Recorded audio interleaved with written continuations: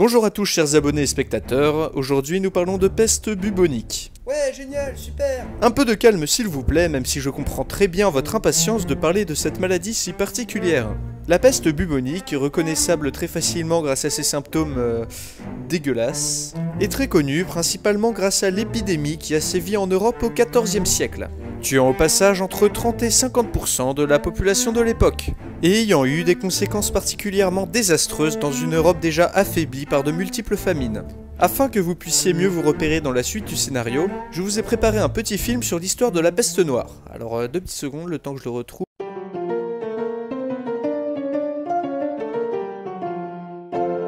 Apparue dans les grandes steppes d'Asie centrale, la peste bubonique fut gentiment ramenée en Europe par les Tatars venus assiéger la ville de Gênes.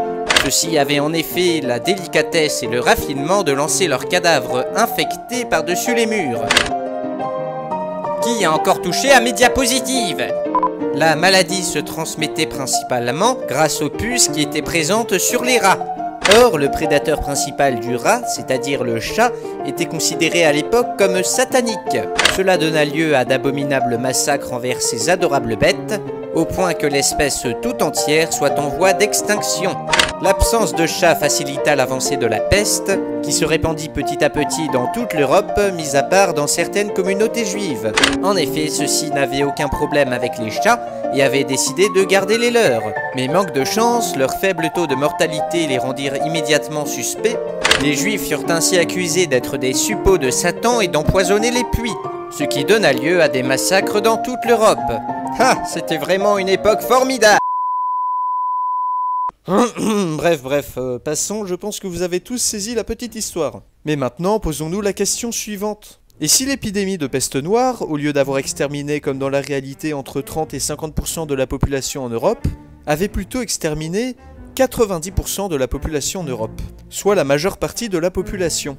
La première des conséquences aurait été de faire tomber dans l'anarchie la plus totale la plupart des pays d'Europe. Le roi de France, par exemple, n'aura plus aucun pouvoir sur ces sujets, tout simplement car il n'aura plus de sujet à gouverner. Le peu de survivants qu'il restera se regroupera principalement en petites villes ou bien en communautés. L'Europe rayonnant et dominant le monde connu disparaîtra pour laisser place à un immense champ de ruines. Il est probable que les populations restantes s'organisent de nouveau de manière tribale, c'est-à-dire en groupe réunis autour d'un leader dont l'influence ne dépasse pas quelques dizaines de kilomètres. Les grandes villes et les centres de pouvoir étant délaissés au profit des campagnes où l'infection se répand moins vite, il serait très peu probable qu'un État européen fort et puissant se remette en place. On pourrait donc comparer l'Europe à l'Amérique en 1492, d'immenses espaces pleins de ressources, avec une population très peu nombreuse. Et on peut imaginer qu'une cinquantaine d'années après la fin de l'épidémie de peste noire, des populations venues d'Asie centrale ou bien du monde arabe se ruent sur une Europe quasi déserte afin de la coloniser. Alors que sur tout le continent les villes commencent à tomber en ruine, et que le peu de population restante peine à s'organiser pour survivre, les Ottomans et les populations du Maghreb profitent de cette occasion inespérée afin d'installer des comptoirs et des colonies dans le sud de l'Europe. Les populations mongoles situées dans l'est de l'Europe en profitent également pour saisir un maximum de terrain. Et on peut imaginer que certaines populations vikings, voulant profiter de l'occasion, investissent la France et le nord de l'Allemagne afin d'y trouver des terres plus hospitalières. Au bout de quelques centaines d'années de colonisation, l'Europe sera principalement dominée par plusieurs grandes entités. Les populations mongoles à l'est, principalement nomades, l'Empire ottoman se serait principalement étendu dans les Balkans, différentes populations de culture arabe se partageront la France, l'Espagne et l'Italie, donnant naissance à plusieurs royaumes prospères englobant les populations européennes restantes.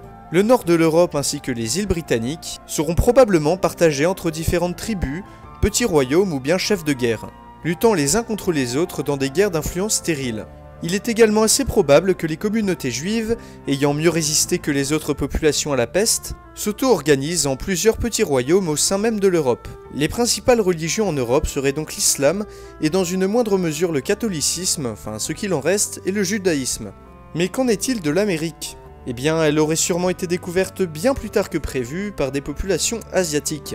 Les populations arabes et mongoles étant bien trop occupées à coloniser l'Europe.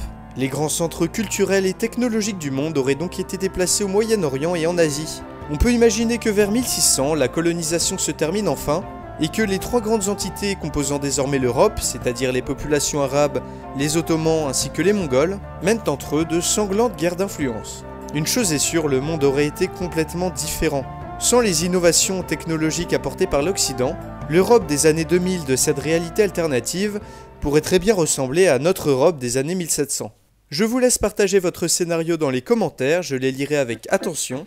Si, toi qui me regardes, as aimé cette vidéo, n'hésite pas à cliquer sur j'aime et à cliquer sur le rat pour t'abonner. Tu peux me suivre sur Facebook et sur Twitter, les liens sont dans la description. Et en attendant, on se dit à la prochaine pour une nouvelle vidéo.